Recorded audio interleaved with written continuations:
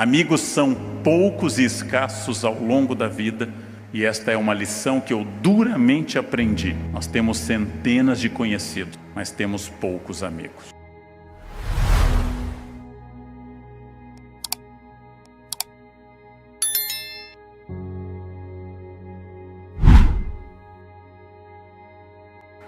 O campo ético tem, e esse é o nosso tema de hoje, eu tenho que falar a vocês do ponto de vista racional, por que é melhor ser ético e por que a vida com ética é uma vida mais fácil.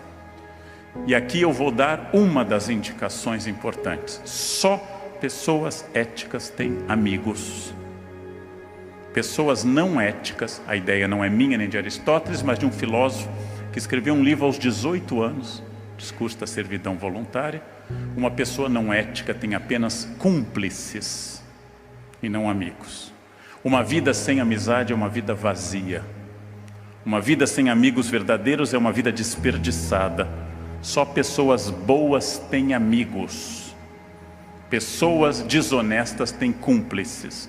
Quem disse isso? O nosso querido Etienne de la Boétie. Ele disse que os maus não têm amizade, eles apenas se entretemem. Eu acrescentaria, os maus têm medo de uma delação premiada. Os maus olham para a pessoa que foi procurá-los, tem uma caneta espiã, um gravador, porque aparecer gravação ultimamente é moda. A pessoa que tem um amigo não precisa ter essa preocupação. Amigos são poucos e escassos ao longo da vida, e esta é uma lição que eu duramente aprendi.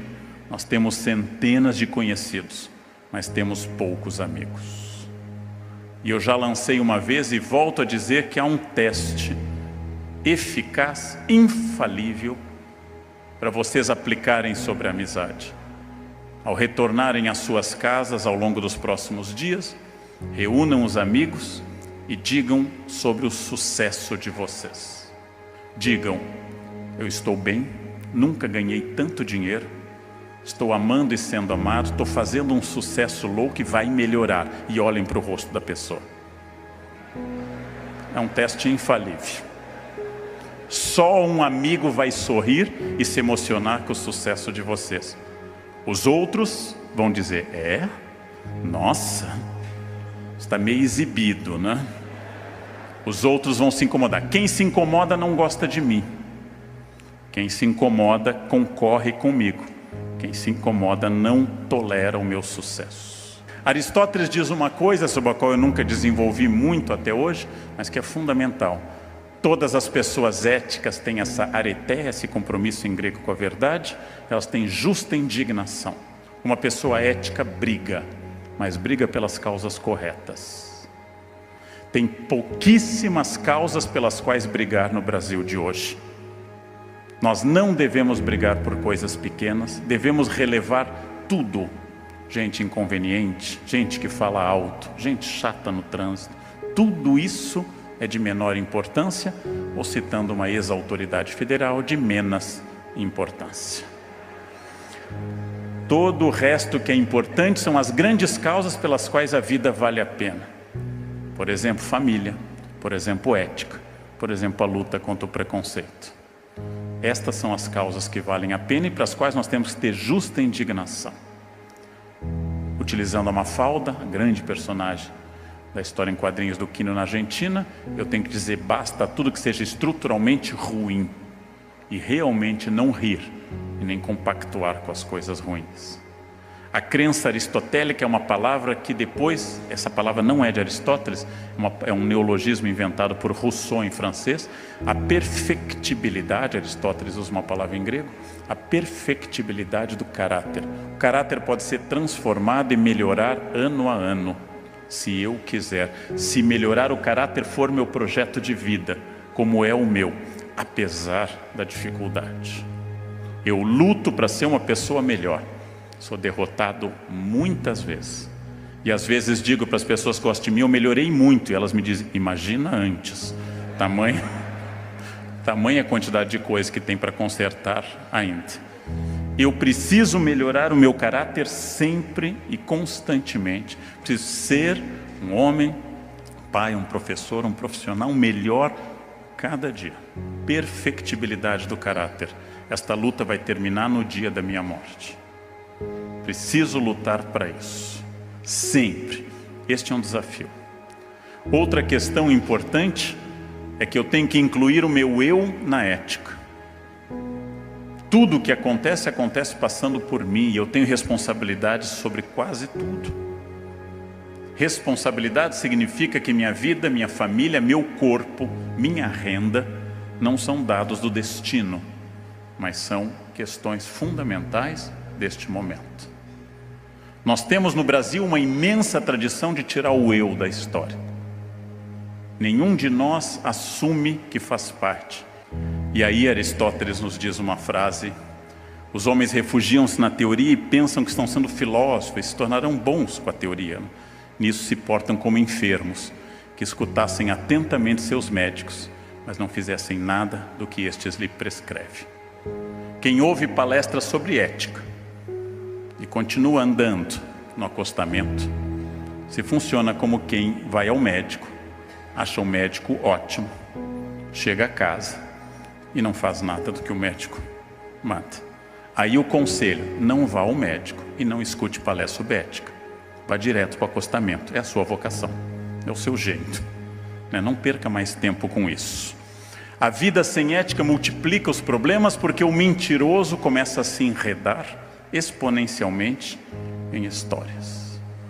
Toda pessoa que mente tem que ter uma memória brilhante e começa a ser pego nos detalhes da sua história.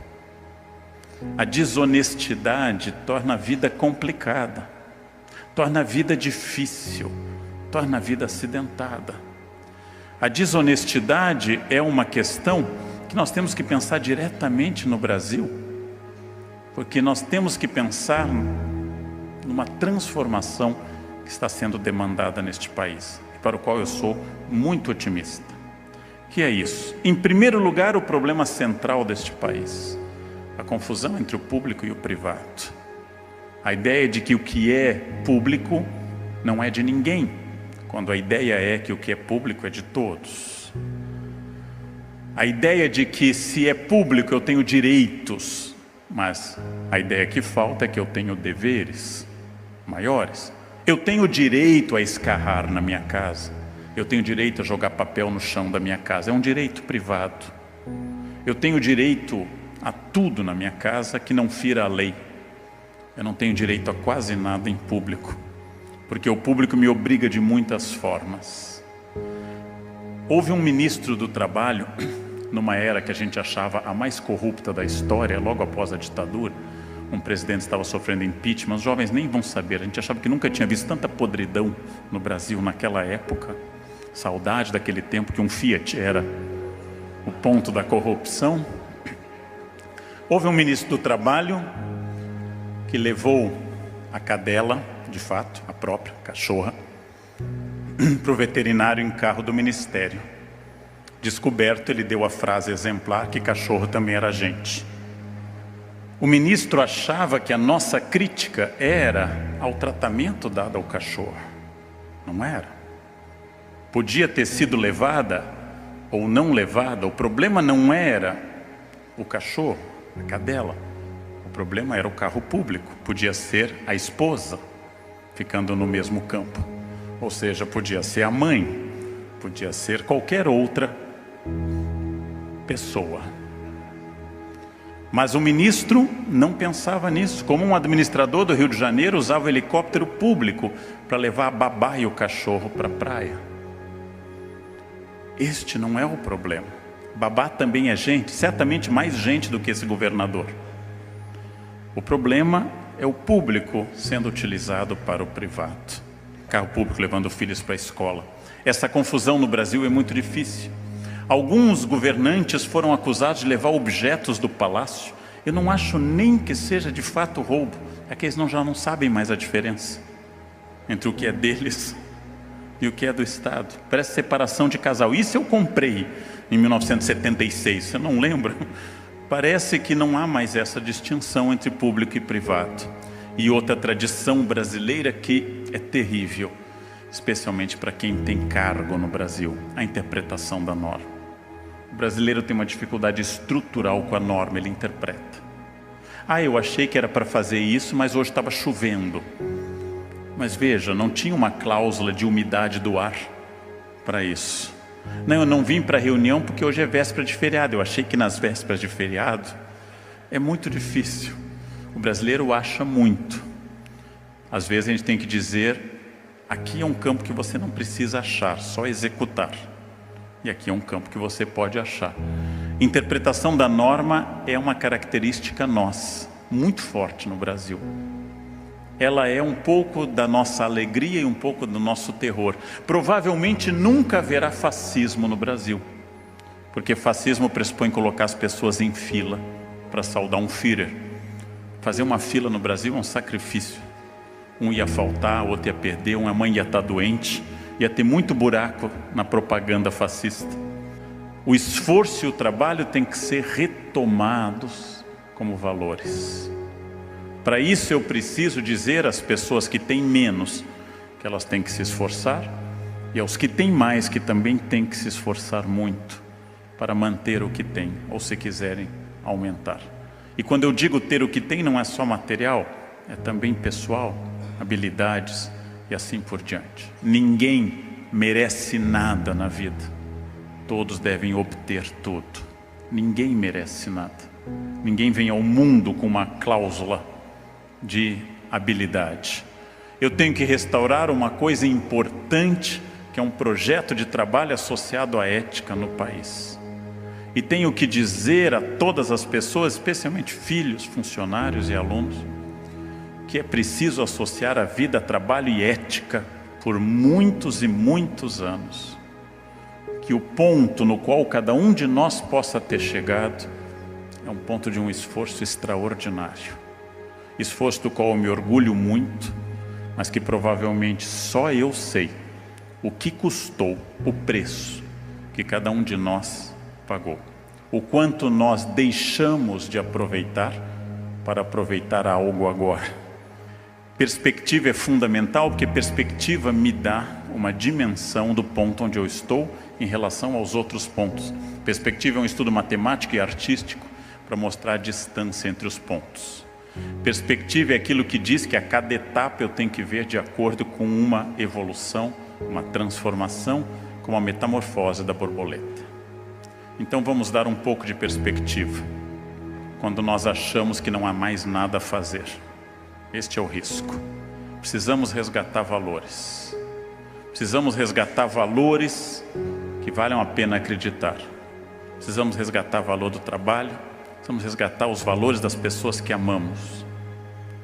Precisamos resgatar os valores desta vida produtiva que vale a pena. Eu tenho um projeto de vida pessoal, familiar, profissional e também engajado nas minhas organizações de classe. Estes projetos continuam. O Estado atrapalha ou não e deve ser muito influenciado por nós. Mas perspectiva, ponto de onde eu estou falando. De novo do micro ao macro. E aí eu volto a uma ideia. O ponto mais difícil para dizer para nós brasileiros: não existe Estado corrupto baseado numa nação não corrupta. Não existe governo claro e sem corrupção baseado numa nação corrupta. Em todos os lugares onde há Estado corrupto, há uma alimentação entre família, empresas, trânsito e escolas. Eu ouço as críticas ao Estado e quase todas são justas. Eu dou aula há 33 anos. Há 33 anos que eu recebo atestados médicos falsos de pais. Há 33 anos que eu recebo estelionato de pais, que é talvez o pior exemplo que uma criança pode receber na vida. O pai estelionatário com um atestado médico falso. Há 33 anos que eu pego alunos colando. Há 33 anos que eu vejo pessoas fazendo coisas erradas e vejo um trânsito difícil. Eu tenho que ser a transformação que eu quero ver no mundo. Se eu quero um mundo ecológico, eu reciclo o lixo na minha casa. Se eu quero um mundo sem preconceito, eu não permito que piadas preconceituosas sejam contadas na minha casa. Se eu quero um mundo ético, a minha casa, a minha associação e a minha empresa serão éticos. Eu sou a transformação que eu quero ver no mundo. E sempre que eu tomo uma decisão ética, eu garanto a liberdade. Porque a pessoa sem ética vai ficando enredada. Ela vai perdendo a liberdade. Primeiro conselho: metas realistas, modestas. Atingiu as metas modestas, você pode pensar, eu tenho condições para isso.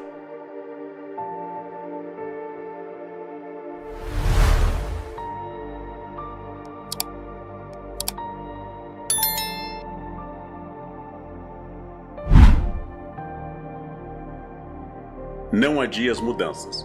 Todo final de ano, todas as pessoas praticamente fazem promessas de ano novo. Eu vou emagrecer, eu lerei mais, eu guardarei mais dinheiro, visitarei mais meus amigos, participarei mais de vida social, eu terei mais empreendimentos, etc, etc. Aí vem o dia 1º de janeiro, ressaca, dia 6 de janeiro, dia de Reis, o ano começa, vem carnaval, eu ainda penso depois do carnaval. E por fim, o ano se torna igual. Nós somos bons para estabelecer metas. Somos bons para propósitos. Quase todo mundo, se parar para pensar honestamente, pode dizer assim: isso melhoraria a minha vida, e isso eu poderia transformar. Aquele hábito, se eu suprimisse, se eu eliminasse, eu teria mais felicidade. Por que é que eu sofro um tal procedimento? Quase todos nós temos essa questão. Então, o que há entre o dia 31 de dezembro e o resto do ano? O que existe que nos faz assim? O dia 31 de dezembro é o tempo ideal, o tempo da utopia, o tempo do futuro. O ano se apresenta à nossa frente. Quando chega o ano real, o amanhecer do dia 1º de janeiro, começa o mundo não mais ideal, mas o mundo cotidiano, o mundo do trabalho, do estudo, o mundo da família, o mundo das incomodações, o mundo do desgaste, do cansaço. E eu começo a adiar. Os americanos usam muito, nós um pouco menos, uma palavra bastante sofisticada: procrastinar. Quem é o procrastinador? É aquele que adia sistematicamente. Tem até um desvio psíquico. Procrastinador crônico é aquela pessoa que não consegue fazer ou faz na chamada 1/10 hora, ou seja, quando o prazo está estourando, porque ele vicia na adrenalina do prazo se esgotando. É aquela pessoa que entrega o imposto de renda faltando 15 minutos para a Receita fechar o site. É aquela pessoa que chega atrás do professor na escola com o trabalho. O professor sai ao meio-dia, chega às 5 meio-dia com o trabalho que fez a manhã inteira, apesar do trabalho ter sido prescrito há meses.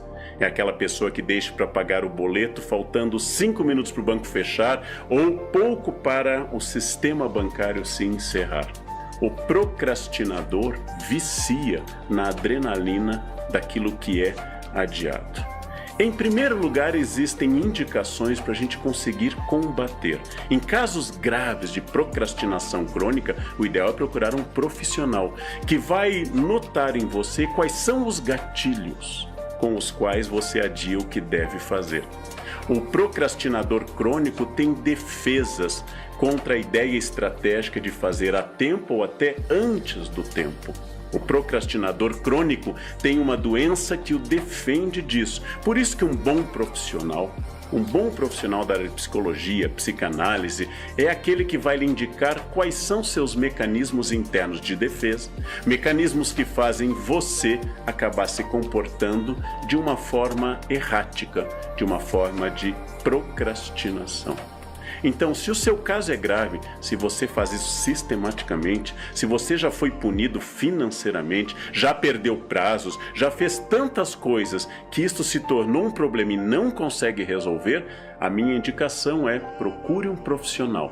Em todos os casos graves de transtornos obsessivos compulsivos, toques, etc., o ideal é um procrastinador procurar um profissional.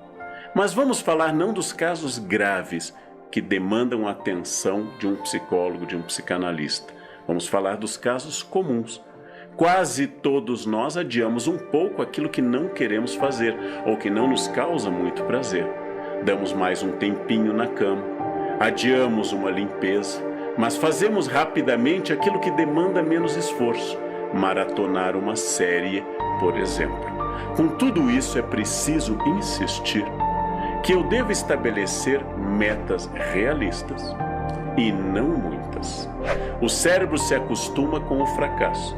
Estabeleci 15 metas de ano novo, não cumpri nenhuma, o cérebro vai lhe dizer, com o passar dos anos, que aquelas metas são falsas. Tanto faz o que você fica comprometido, que não vai cumprir nenhuma, então o cérebro nem se esforça para fazer uma coisa assim. Seu cérebro é uma máquina que pode ser parcialmente programada. Então eu recomendaria, em primeiro lugar, metas realistas. Vai perder peso? Não estabeleça chegar em 1 ou 2 meses a forma perfeita. Estabeleça uma meta realista. E quando você atingir essa meta realista, no mês de janeiro eu quero perder 2 quilos e eu atingir, você comunica a você mesmo que você atingiu uma meta, que você é uma pessoa que cumpre essa disposição, que você pode agora no mês de fevereiro estabelecer mais uma meta. Nada de estabelecer o corpo perfeito em 15 dias ou em 30 dias. Metas mais realistas. Nada de dizer que neste verão você vai aprender inglês fluente.